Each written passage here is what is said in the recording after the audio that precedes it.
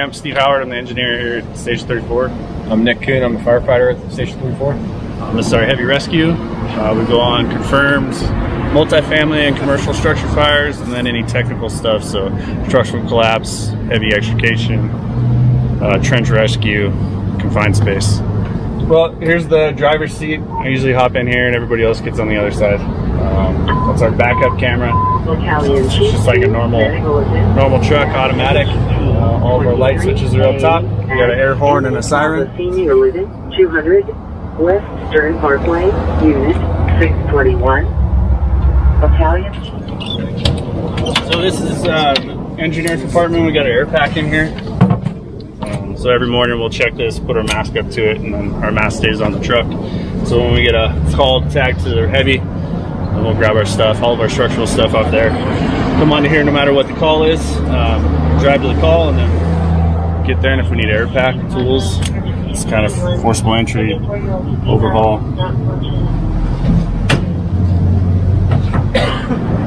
All right, in this compartment we got Paratex for structural collapse, so we can build quick spot shores, header and soles, and then all the Paratex different sizes in here. And down here we got ratchet straps, so we can use these Paratex for vehicle stabilization. We can hook them together and use the straps that do that. We got feet and chain in here, same deal, all for this Paratech and for stabilization.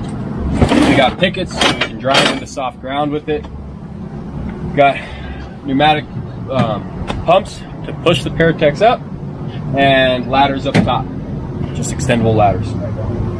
8163 East. Yeah, we can pull it all.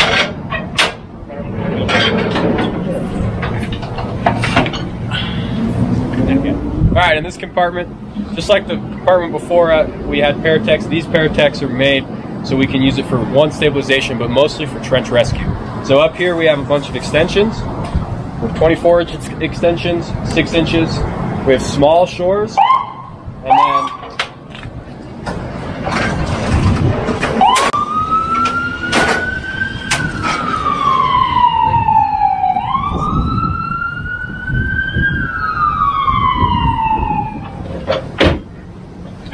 so we showed some shores up there, and then here we have 12-inch extensions and the big shores. So when we do something with these, let's say for trench rescue, we'd put panels down into the trench. We'd take these shores, put them horizontally across from panel to panel, and then we'd shoot air into them, pressurize it, and lock it.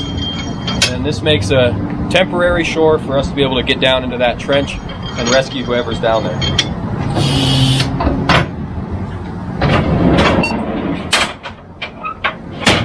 So we have two trays of Paratex. We have everything we need for these. So we have feet that are horizontal. We have swivel and stable feet on that. We have a bunch of trays for that. And then we got all of our hoses and regulators that we use to make that work. Cord rail is just an electric box. You can use the power takeoff off the rescue, and it just gives us power. So we can hook lights, tools, whatever we need to the box, and then stretch it however far we need to. It has 200 feet of it. So just like most of our frontline suppression apparatus, our towers and our engines, the rescue, when we go to fires, we usually burn through a couple of bottles of air. And so throughout this whole thing, we have air bottles. So we call them torpedo tubes. So these will slide in and they travel with us. And then when we're ready to use them, we just open it up and pull the bottle. And this is fresh, ready to go. So it's a full bottle that we can use whenever we need it. We use these both for our air, for breathing, as well as a lot of pneumatic tools on here, like palm nailers and such. So we use these to power that as well. Here we got our row compartment. So we try to kind of block this out so we're not having to go through like a door over there, a door over here, a door on the other side if we get a specific call. So we were kind of generalized to one area.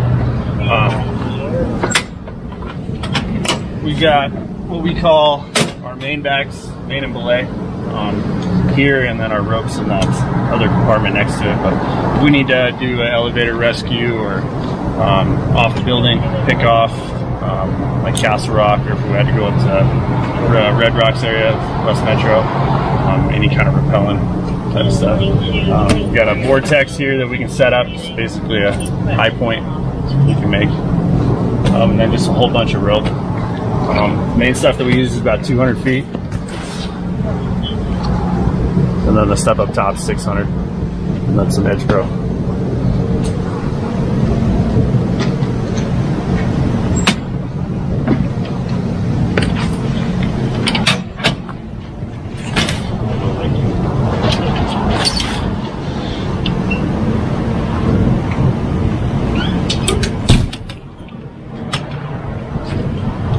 And this one just kind of complements the one we just went over. So here's our main and belay rope backs.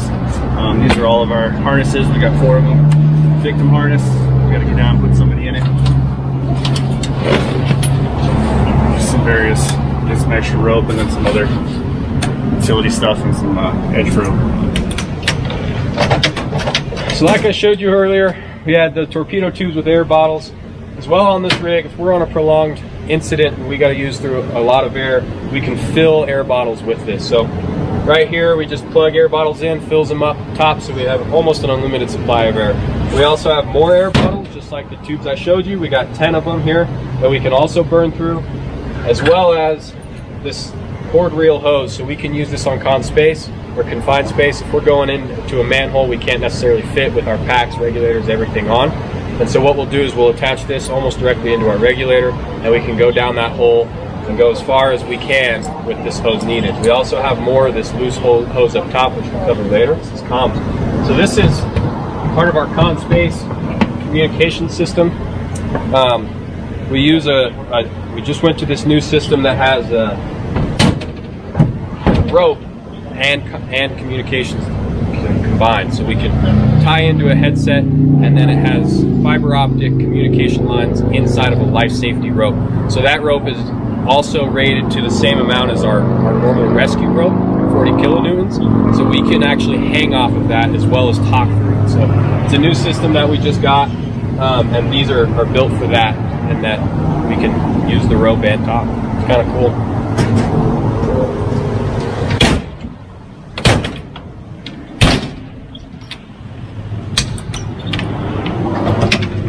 So in this compartment, I was just talking about our comm system.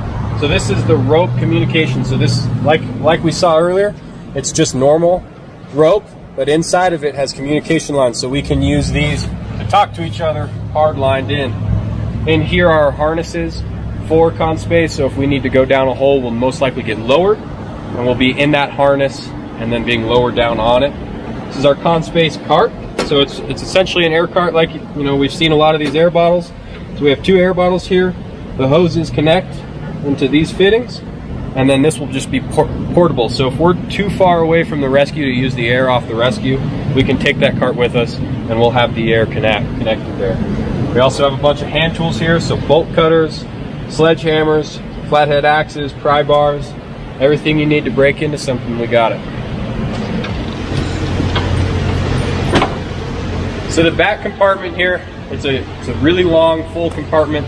This is mostly our structure collapse and trench here. So what we do is we have a bunch of lumber.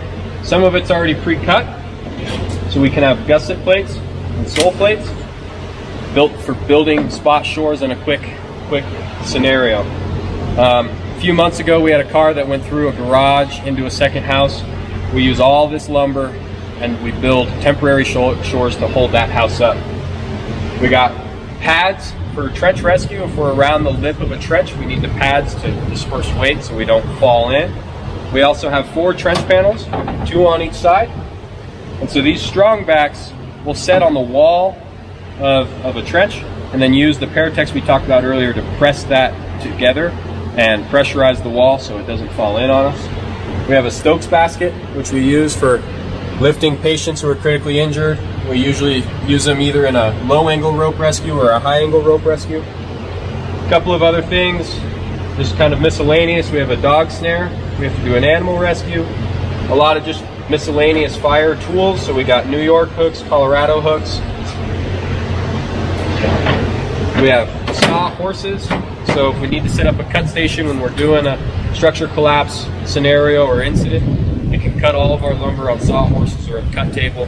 Makes it much more efficient. So down here, we have this bar as well as a bar on the front of the rescue. We use this mostly as an anchor. And so if we're doing a rope scenario, let's say, down in West Douglas where we need an anchor and we don't necessarily have one close by, we can use the rescue as our rope anchor. And this thing is bulletproof. We can attach a ton of weight and rappel, lift, whatever we need off of something like this.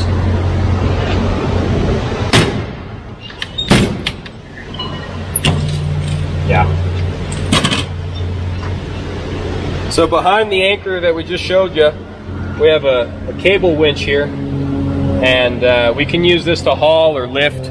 We have a bunch of specs on there. It's 12,000 pounds rated, so we can pull a lot of weight with it. And so it's just hooked up. We lower this down, hook it up to whatever we need, and pull it right out.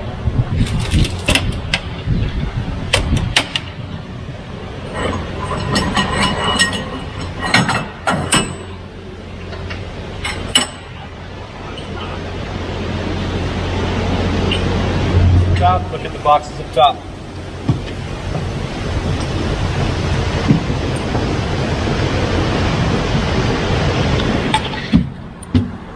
So up on top here, we also have 4 more compartments. We call these coffin boxes. So we'll just start, work our way up.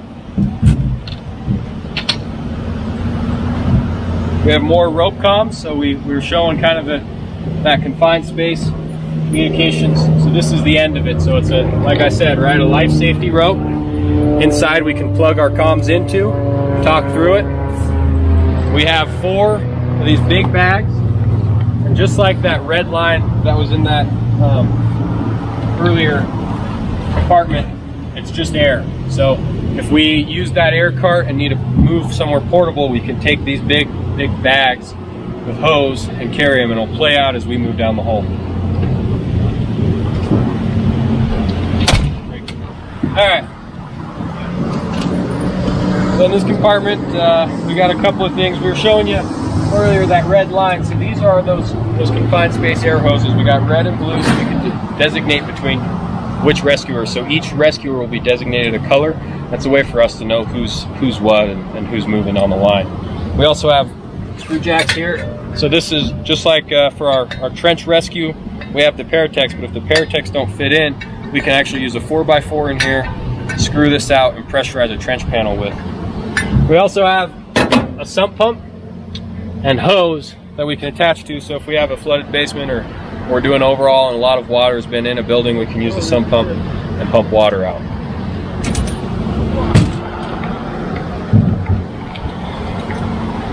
This compartment, we got medium pressure airbags.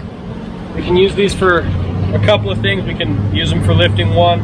We can also use them for shoring in sloughed off walls of a trench panel. We got shovels, we'll use for digging victims or something out of a trench.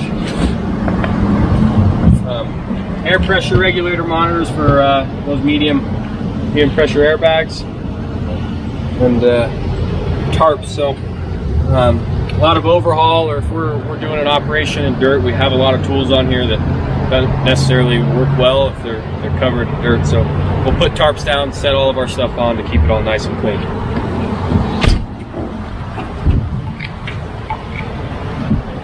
All right, in this compartment, kind of miscellaneous tools as well. If we're doing an extended operation, we had a bunch of that 4x4 and wood in there. We can actually cut shims and wedges with these pre-rigged jigs. We got nails, more nails. We have a Stokes wheel, so we can attach a Stokes basket to this wheel if we're in an off-road situation, and actually roll them out on this big, kind of a unicycle looking thing. More wedge jigs. We have a chop saw, a small air compressor, and then a longboard. So we'll actually use this in confined space. If we're going down a long tube that's maybe too small to walk or crawl in, we'll lay down on the longboard and roll down the tube. The last few features we got on the rescue here is we have a light tower. So this boom will actually pick up, extend, and we can light any scene we need. We got some pretty powerful lights there that will make it look like daylight even in the middle of the night. And then finally, we have our cascade system. So I talked about the filling station we have down in one of those compartments. These air bottles will actually be pressurized, charged up to have enough air that when we do fill those bottles, we have a supply that will fill multiple bottles at the time. So this is just the cascade system where we store the air, as well as more lights, some chalk plugs for gas lines. So we talked about earlier structure collapse. This is another one of our structure collapse components here in this compartment. We have Petrogen on the rescue here. So what Petrogen is a gasoline and oxygen mixture that's forced through at pressure, creates a mist, lights on fire, and can cut anything from steel rebar to steel I-beams. It'll cut through almost an inch of steel, just like butter. We got a big tank here, as well as a backpack tank for portables. So if we need to crawl through or crawl up on top of rubble piles or anything to cut metal, we can use this backpack one and carry it with us. Up top, it's just everything we need. So we have the steel braided hose and for the gasoline and a green hose for oxygen, as well as the cutting tips. So this is what it would look like. So you got oxygen coming in here, gasoline coming in here, and then fire essentially coming out at a high speed, and we can cut through metal with it.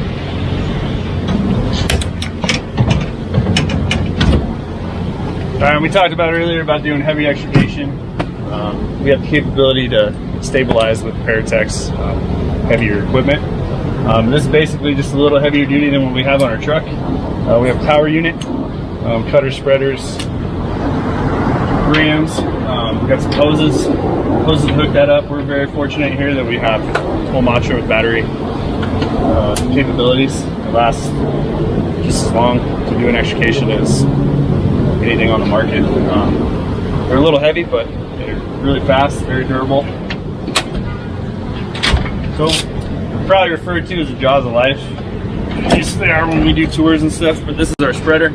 So if you think of it as like a reverse scissors, you put that into a door and then it opens up. And all you're trying to do is get a purchase point so you can put your cutters in there. And we just cut through needle pins or hinges, that type of stuff. Just get the doorway or cutting the roof off the car.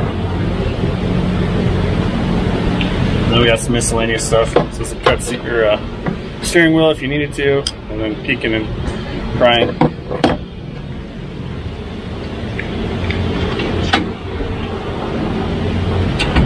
We got some step chocks up here where we can throw to help stabilize before we get cutting. This right here is a Matra power cord, so if in case the batteries go dead, we can plug this into the cord reel and plug it right into here and it'll just run forever.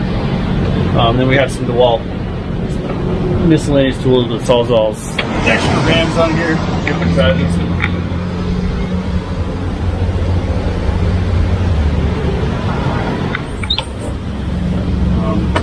This compartment here, kind of more structural collapse. We use it for overhaul too, if we needed to. But we got a backpack carrier for our bottle. If we want it, we can hook it into here and kind of carry it around. Nick was talking about palm nailers. We've got pneumatic nailers. We have one, this black box has a battery operated one that we use too. When we show up on scene, we'll throw a Paratech real quick, just so it's structurally sound, and if we got to do a rescue or something like that, we can get in there real quick and still be somewhat safe. And then afterwards, we'll shore the building up with some lumber. We got a bunch of cribbing up here, so if we need to lift something, either with airbags that we'll talk about here in a little bit, or anytime we use a Paratech, we always want to capture so we don't drop something on somebody. So kind of lift an inch, crib an inch type of deal. This little crate here, we just got. Talking about those palm nailers, we got those that'll hook into an air hose, run off the bottle, and then we just got a bunch of nails and some wedges in case we need them.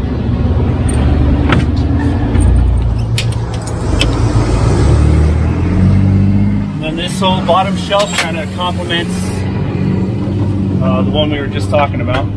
So We got some more nails here. This is one of our smaller tool belts.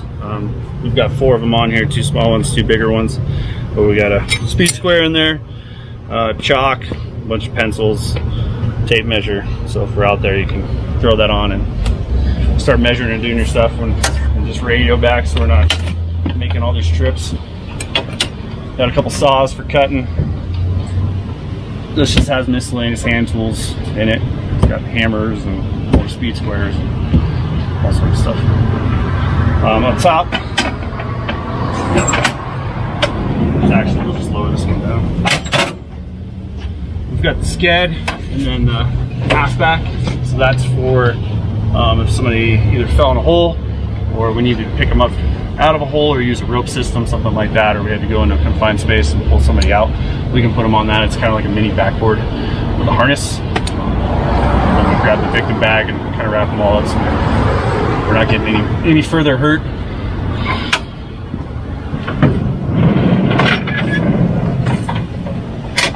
Thank you. This one's just got more tools. We got some rebar here for structural collapse, nailing it to the building.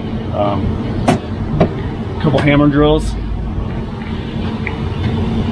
This is an angle drill. This is another powered sawzall. We got some ram set nails and everything in here, and then our actual ram set, and then a little giant up top. Another grinder.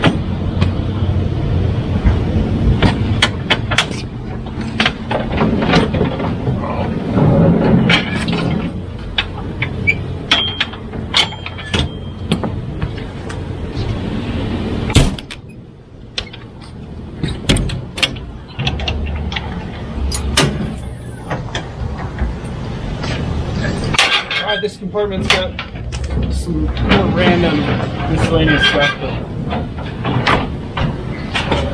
Up until a few weeks ago, we had Rescue 42s on here, and now we're fortunate enough to get more Paratechs. Anytime, like let's say somebody's stuck in that car and we gotta do extrications to cut them out. Anytime we start manipulating that car, it starts doing funky things, so we want to make sure that's stable. So, a car that's on its wheels, we can just throw some step chocks like we were talking about, take some air out of the tires, and you're probably good to go. If it's on its side or on its roof, they tend to wobble and spin a lot. So we'll take one side or the other and start stabilizing it, kind of all tie it together. And that way we can work on it safely.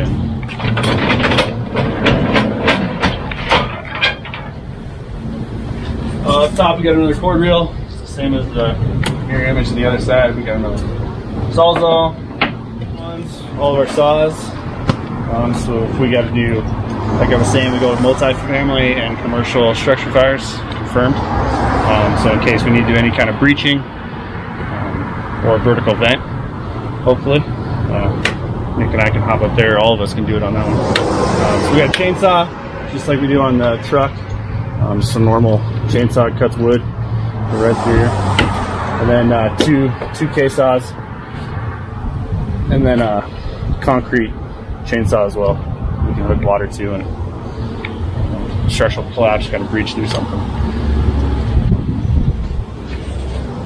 Got some extra blades, fuel tank, and then this is just kind of our bin that we keep extra fuel, ear protection, some miscellaneous tools in case these don't work.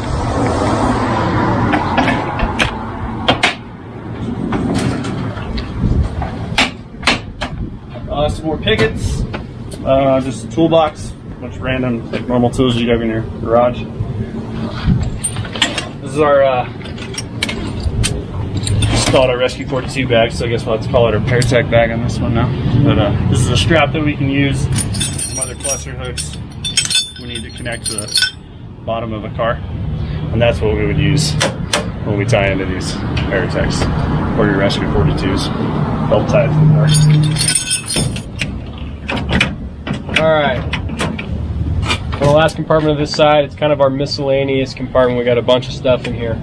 Up top, we have a cable for our grip hoist here, so we can haul or lower anything about 8,000 pounds this will pull. So our cable's there. We have a search camera, which is actually Bluetooth. We have a tablet. We can lower the search camera into a space It has a speaker, a light, microphone, so we can talk and they can hear us, or they can talk and we can hear them if someone's down inside of a collapsed structure. We have Paratech hydrofusions here. So like we've been showing you with all the Paratechs that we have, these hydrofusions actually have a built-in lifting system. And so what we can do is use the pumps and these hoses, and it will pump and lift with that hydrofusion, and then we can use the same collar as I was showing you and lock it off, and it's just one system. We don't have a bunch of tool or pieces going on with it. It's just a single flawless system. Rope bag. So if we go on any firm, commercial or multifamily, we have a search rope here, so we'll carry it with us and search a large area. We know where we're coming out. A RIP pack. This is kind of for us if one of the firefighter goes down. This has an extra air bottle, another mask, stuff that we're going to be using to get one of our own out. Manverse machine. You can use this to basically get rings off. If someone's stuck in something metal, we got a little Dremel tool that we can cut stuff off with. Tripod winch. We have a tripod up top. We actually use it mostly for confined space. We'll put the tripod up and the winch will lower a cable. We can put someone down the hole and lift them up easy with a tripod winch. We talked about the grip hoist. We also have pneumatic air as well as bottle jacks. So we have a couple here and some more back here. Using to lift. Once again, a lot of the stuff we do is lifting, braking, breaching. So everything you see down there is for lifting, as well as our airbags. So we have a bunch of different sizes of airbags, and anywhere from 20 to 73 tons we can lift using that. And that's the last compartment here. We talked about R1. Steve-O showed you his air pack. On this side, we just have some kind of forcible entry stuff here. If we're going into a multi-family with lots of doors that we got to break into, we can use the rabbit tool here to break stuff open. More Halligans, axe, hooks, and a water can. So we only have one door on this side, but we got 4 seats back here. As you can see, you got 2 air packs up front for backwards facing, 2 air packs this way for the guys facing forward. Things we'd have in here, we got a lot of guidebooks. If we're going to be doing structure collapse, throwing shores, we have books for different ways to build shoring. We have rope rigging guides. Everything you would see in a normal frontline apparatus is actually here. We have a nice rescue suit. We have medical kits. So if we're coming home from a rescue call and someone in the community needs a medical call, we'll actually respond on the rescue with the med kits. The final door on this is we're the officer, the boss, so we have lieutenants and captains here at South Metro.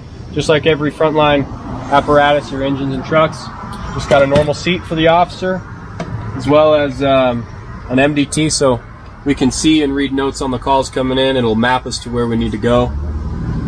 Push to talk and head can, so we can talk to MECOM or dispatch on the way up. Lights, radios, everything you need, even a speedometer so you can keep an eye on Steve when we're driving. So just like in the back, we have another winch here. Same specs, 12,000 pounds. We can lift with it, as well as another anchor bar. So if we can use the front or the back as an anchor and lifting points.